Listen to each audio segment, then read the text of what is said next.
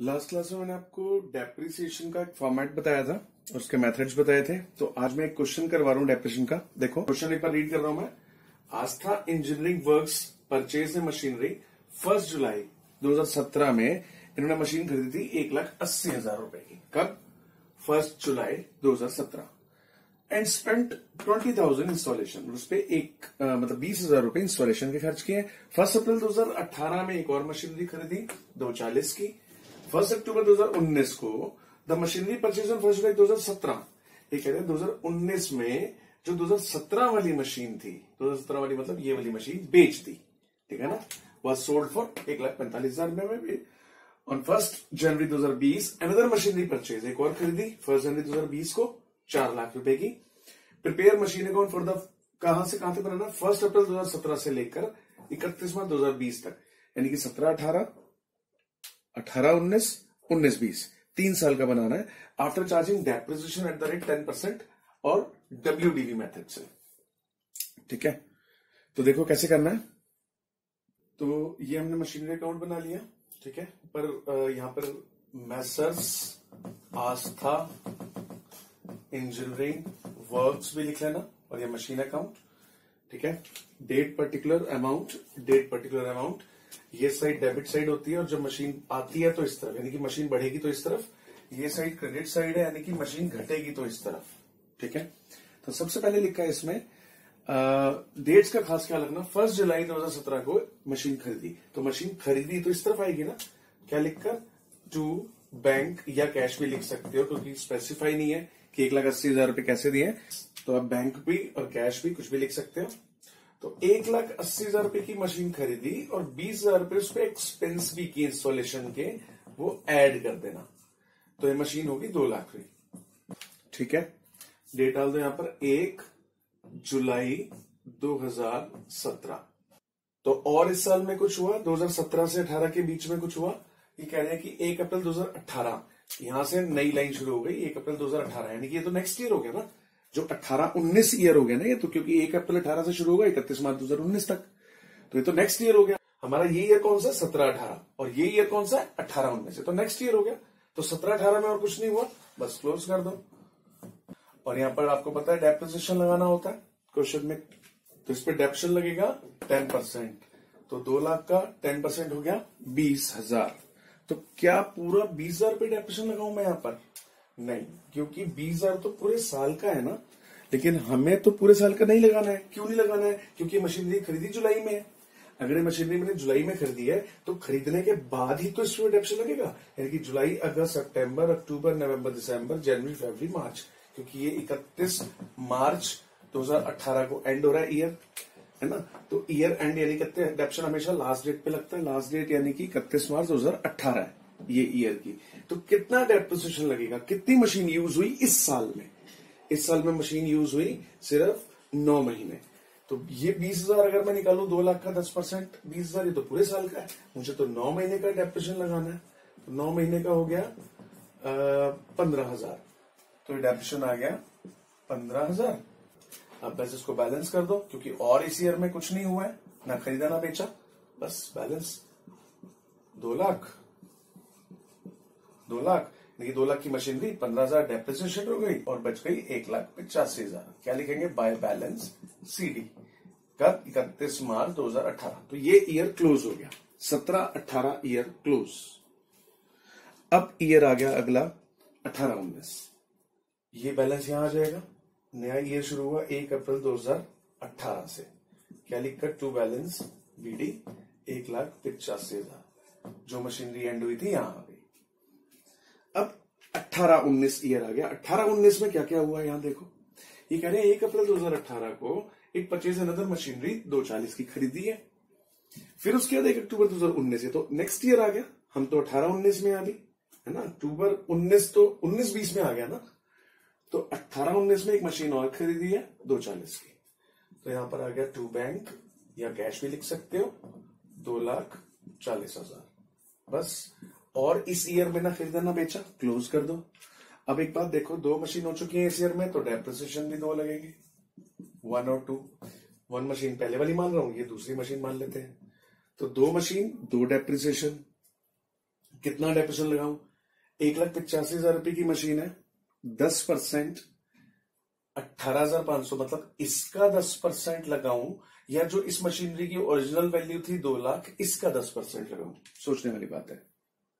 देखो, अगर ये स्ट्रेट लाइन मेथड क्वेश्चन होता, क्वेश्चन में लिखा होता है यहाँ तो WDV लिखा, अगर ये स्ट्रेट लाइन लिखा होता तो मैं ओरिजिनल कॉस्ट यानी कि 2 लाख का 10% 20,000 लगाता और हर साल 20,000 लगाता बिना क्वेश्चन। हर साल मुझे SLM अगर लिखा होता ना तो straight line method original cost पे लगता है, हर साल वही लगता है।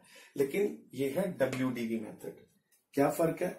इसमें ओरिजिनल कॉस्ट पे नहीं लगेगा, ये वैल्यू घटकर जो बची इसके ऊपर 10% लगेगा, यानी कि इसका 10% 18,500 पूरे साल।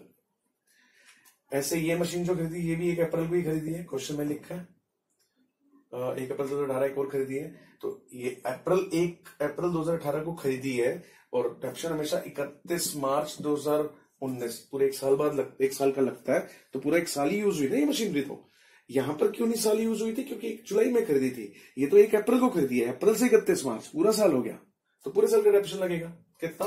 24,000, 10%, तो ये आ गया 42,500। ठीक है, क्लोज कर देते हैं। ये by balance CD 31 March 2019 close हो गया। कितना आ गया? 4,25,000। इधर भी आ गया 4,25,000 में से गए 42,500, 3,72,500 ये बैलेंस आ गया। और हमें पता है ये कितनी मशीन का बैलेंस है? ये 2 मशीन का बैलेंस है। क्यों? क्योंकि यहाँ 2 मशीन हो चुकी है, दोनों का टोटल 4,25 था, तो दोनों का डेप्रिसिएशन 42,500 है ना। तो 4,25 में से दोनों मशीनरी के टोटल में से दोनों का डेप्रिसिएशन घटा, तो ये दोनों का बैलेंस है ना।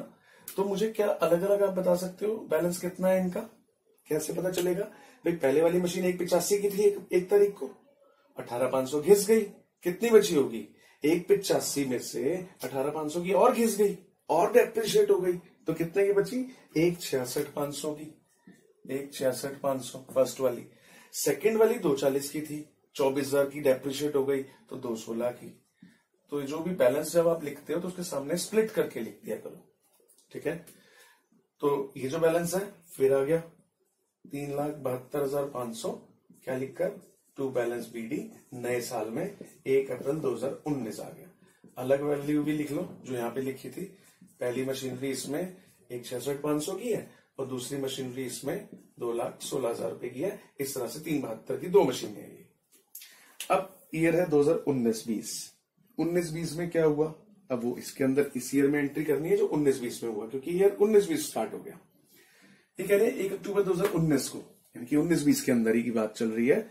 एक मशीन जो जुलाई 2017 में खरीदी थी, जुलाई 2017 वाली तो ये मशीन है, यानी कि ये वाली मशीन अक्टूबर 2019 में इस ईयर में आके बेच दी, ठीक है ना, वह सोल्ड फॉर 1,45।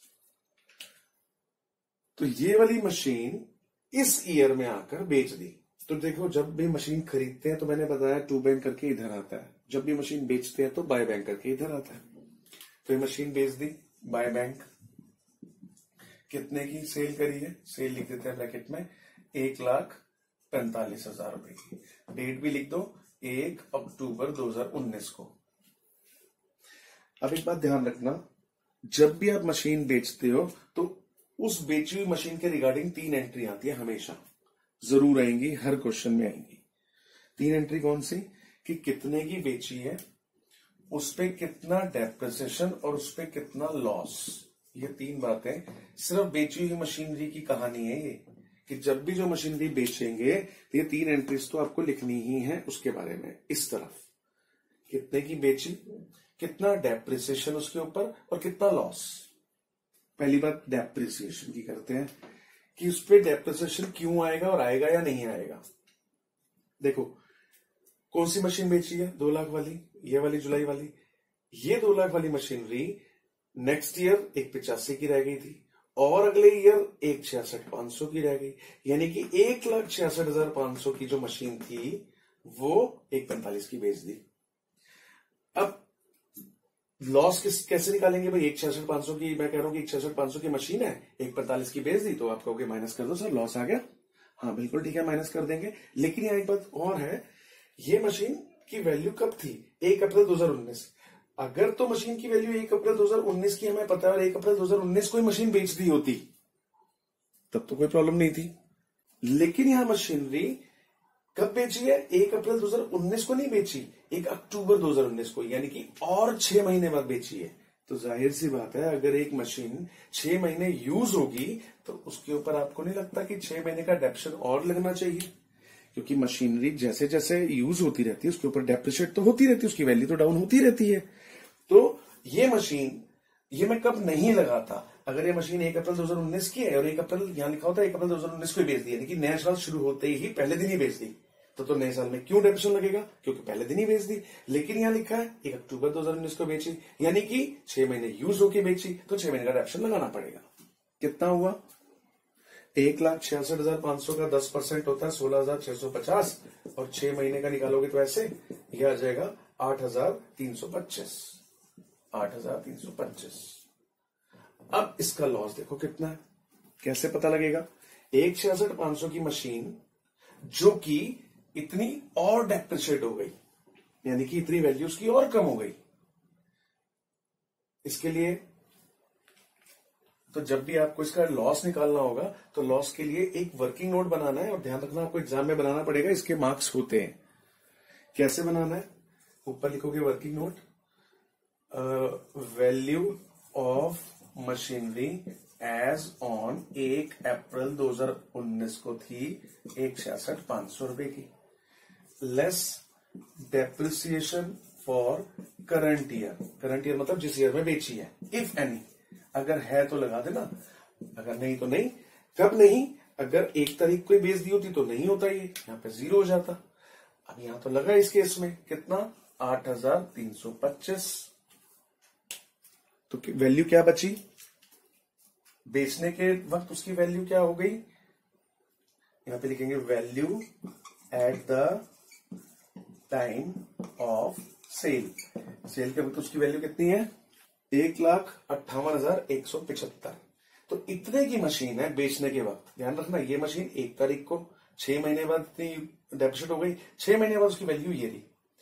अब इस दिन बेच दी, कितने की बेची? 1,45 लेस सेल 1,45,000। तो आ गया ना लॉस। लॉस कितना भाई? इतने की मशीन अगर इतने की बेच दी तो लॉस तो हो गई। कितना हुआ लॉस? 13,175 रुपए का। आ गया समझ? बस ये लॉस उठा के डाल दो, 13,175। ध्यान रखना, जब भी लॉस निकालोगे वर्किंग नोट आपको शो करना ही करना है, ठीक है? तो ये तो वो 2 मशीनों में से एक मशीन बेच दी। बेचने की मैंने बताया कि ये कहानी है जिसमें 3 चीजें आपको दिखानी ही दिखानी है जबकि आप मशीन बेचोगे। अच्छा, बस अब बाकी क्वेश्चन पूरा कर लेते हैं। बाकी में क्या है? ये तो बिक गई, ये 3 एंट्रीज दिखा दी है बिकी हुई मशीन की। ये मशीन तो भी जिंदा है ना, इसका तो डेप्रिसिएशन लगाओगे ना, है ना? जो मशीनरी बिक गई उसका तो हमने काम खत्म कर दिया 3 एंट्रीज में। तो जो मशीनरी अभी है हमारे पास उसका डेप्रिसिएशन लगाओ। और आगे बढ़ लेते हैं। कह रहे 1 जनवरी 2020 में एक और मशीनरी खरीद ली 4 लाख की। तो खरीदते तो इस तरफ है, यहां पर एक मशीनरी को कह रहे हैं और खरीद ली। कब? 1 जनवरी 2020। कितने की? 4 लाख। अब कितने डेप्रिसिएशन लगाऊं? मशीन हो गई 1, 2, 3। 3 में से एक तो बिक गई, इसका डेप्रिसिएशन लगेगा, और जो नहीं खरीदी उसका डेप्रिसिएशन लगेगा। यानी कि डेप्रिसिएशन मशीन नंबर 2 और 3 का लगेगा, है ना? फर्स्ट का तो हम लगा ही चुके हैं, यहां पर फर्स्ट की तो कहानी खत्म हो गई। तो मशीन नंबर 2 का डेप्रिसिएशन कितना? 2,16,000 है, इसका 10% 21,600। 4 लाख है, 4 लाख का 10% 40,000। क्या 40,000 लगना चाहिए? नहीं। क्यों? ये मशीनरी आपने अभी जनवरी में खरीदी है और आपका ईयर एंड हो रहा है 31 मार्च 2020। 1 जनवरी 2020 में खरीदो और 31 मार्च 2020 को आप डेप्रिसिएशन लगाओगे तो सिर्फ 3 ही महीने तो यूज हुई मशीनरी, है ना? तो बस डेट का ध्यान रखना है आपको। तो 4 लाख की मशीनरी का 10% वैसे तो 40,000 होता है, लेकिन हमें 3 महीने का लगाना है, तो 3/12 ये आ गया 10,000। तो डेप्रिसिएशन हो गया 31,600 रुपए दोनों मशीनों का। ठीक है, बस इस ईयर में और कुछ नहीं हुआ, क्लोज कर दो। इसका जो भी टोटल होगा 7,72,500, 7,72,500, इसमें से सारा माइनस किया, ये वैल्यू आ गई बाय बैलेंस CD कितनी 5 लाख। अच्छा एक ये मैंने गलत लिख दी कैलकुलेशन, ये 382 है, ये कैलकुलेशन गलत हो गई। हाँ तो कितना बैलेंस आ गया बाय बैलेंस CD 5,84,400।